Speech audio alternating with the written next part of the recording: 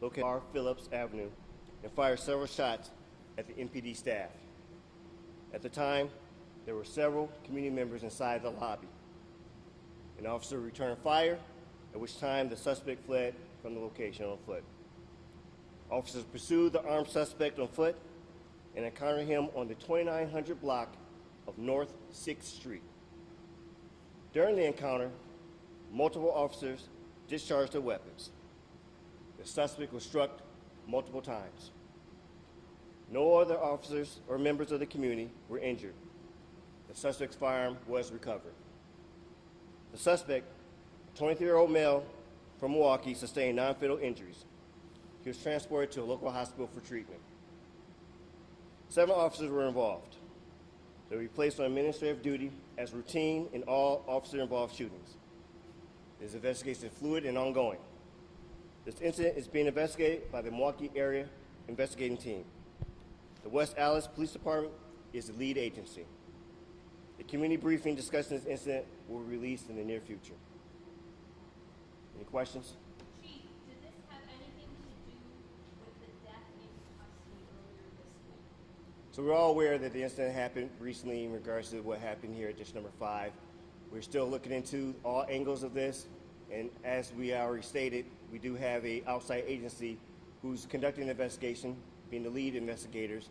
So we're going to be working with them to figure out what happened and what we're going to have the next steps.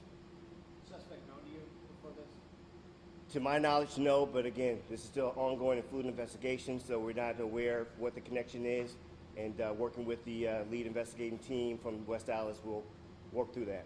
Chief, I understand it's still under investigation. Did the suspect say anything at all to officers before firing the gun inside his car? I'm not aware, but again, like I said, it's still ongoing and fluid investigation. We're going to be looking at all the different evidence, videos, and obviously there's going to be officer witness interviews with the front, our non-sworn or civilian staff. So there's a number of interviews still being conducted as we speak. If this happened inside, what does the police department look like right now inside? Well, I will say this. There is a lot of destruction in regards to what happened. This is a very sensitive situation to have this type of incident take place inside of a police lobby.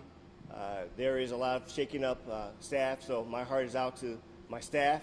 I'm very proud of how they're handling themselves. I know that we're wrapping our arms around them. The men and women in the Milwaukee Police Department, all of us in regards to this particular incident is a little shook up. And also I understand our community is awesome. So definitely my heart is out to everyone involved in this. Chief, can you explain what it's like to enter District 5? Did the suspect get around barricades? Was there a check-in he missed? Or is it just an open door policy?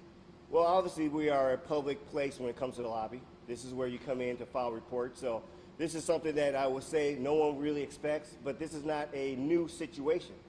These type of situations have happened before in other departments. So this is a time where we have to look at what happened, and again, looking at what's the reports that's coming out from the investigating team from the West Allis Police Department, tried to figure out, what had happened and what are the next steps.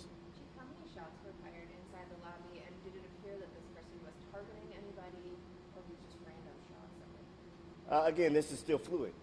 Not understanding that, we have a couple of scenes. The first initial scene is going to be at the district.